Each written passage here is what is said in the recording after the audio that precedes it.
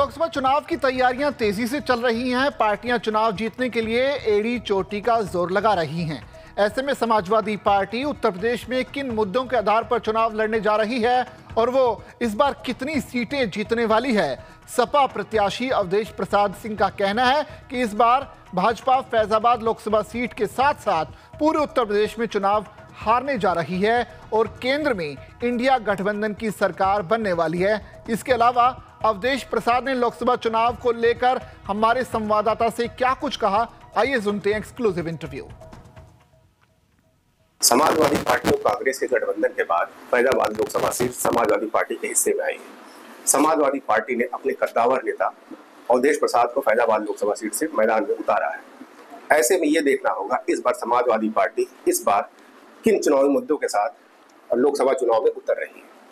अवधेश जी, सबसे पहले आपको फैजाबाद लोकसभा क्षेत्र से टिकट मिलने की बहुत बहुत बधाई। मेरा पहला सवाल आपसे है, इस बार समाजवादी पार्टी किन चुनावी मुद्दों के साथ लोकसभा चुनाव में उतर रही है?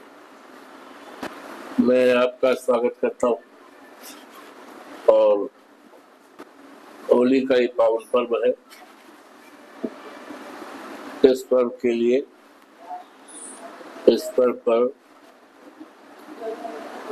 लोकसभा चौवन फैजाबाद और जनपद अयोध्या समेत समस्त देशवासियों को हार्दिक बधाई देता हूँ, अभिनंदन करता हूँ, स्वागत करता हूँ और प्रणाम करता हूँ।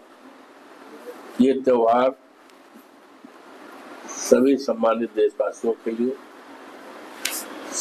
सभी सम्मानित नगरवासियों के लिए और सभी सम्मानित हमारे 54 लोकसभा फैजाबाद के सभी सम्मानित भाइयों बहनों नौजवानों सभी समाज के वर्गों के लिए बहुत ही सुखदायी रहे, आपसदारी और भाईचारा का हो और इस देश से अंधेरा जाए, विकास आवे और विकास और तरक्की के अच्छे दिन आए। हमारे देश के और प्रदेश के तमाम नौजवान जिनकी संख्या लाखों करोड़ों में है, आज उनके हाथ में सरकारी नौकरी है। हमारे प्रदेश में, जबकि इस प्रदेश में बाबा जी, योगी बाबा जी की सरकार है, भारतीय जनता पार्टी की सरकार है और देश में डबल इंजन की सरकार है। अफसोस के साथ कहना पड़ता है कि अभी हाल में इस प्रदेश के 60 लाख बेरोजगार नौजवानों ने पुलिस भर्ती में आवेदन किया था। 400 रुपये उनका आवेदन शुल्क। एक सेकंड में ये कहा गया कि पर्चा लीक हो गया। 60 लाख बेरोजगार नौजवानों ने आवेदन किया था।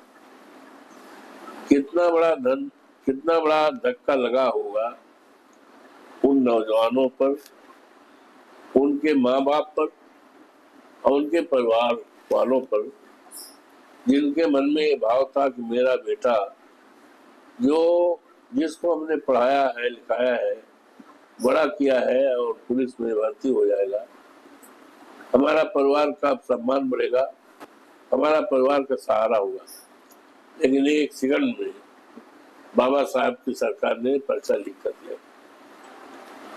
अब एक परिवार में अगर 3 ही लोग माने जाए, 3 मत, तो करीब 2 करोड़ लोग उससे आहत हुए। इसी तरह पब्लिक सर्विस कमीशन में भी पर्चा लीक हुआ। तो ये पर्चा लीक, ये सरकार की नीति और नियत। किसी भी सरकार की 2 बातें देखी जाती है, उसकी नीति क्या है और सबसे बड़ा महत्वपूर्ण है उसकी नियत क्या है। तो इस सरकार की जो वर्तमान हमारी सरकार है डबल इंजन की, ना तो इसकी नीति है ना इसकी नियत है जिससे पूरे देश की बर्बादी हुई। आपने एक सवाल पूछा मुझसे कि लोकसभा चुनाव की आप क्या कैसे लड़ेंगे, क्या तैयारी है। तो हमारी तो तैयारी हमेशा रहती है। हम समाजवादी कार्यकर्ता हैं, तो हम तो जब चुनाव जीतते हैं, अभी विधानसभा के चुनाव जीते 22 में, तो उसी के बाद हम लगातार, हमारे लिए तो रोज चुनाव रहता है। लोग जनता की समस्याओं के लिए रहते हैं, जनता के बीच रहते हैं, उनकी बात सुनते हैं और उनके काम को करते हैं अपने स्तर से जो कर सकते हैं। तो हमारी तैयारी है। अच्छा, भाजपा पूरी तरह से कल चुनाव करा दीजिए। और मैं बहुत भाग्यशाली अपने मानता हूँ कि जनता के मन में बदलाव आ गया, बदलाव की भावना है और बयार चली है। ये देखेंगे जैसे जैसे चुनाव नजदीक आएगा, ये बयार आंधी में आ जाएगी और भारतीय जनता पार्टी की सरकार की सफाया हो जाएगा। और ये लोकसभा अयोध्या फैजाबाद, जो फैजाबाद लोकसभा के नाम से जनपद अयोध्या में है, इसकी तो इसकी मर्यादा पूरे विश्व में, दुनिया में है। ये सीट बहुत महत्वपूर्ण है। इस सीट पर मुझे विश्वास है आदमी सही मतदाताओं पर कि इस सीट पर बदलाव करके उनको जिम्मेदारी सौंपना चाहिए।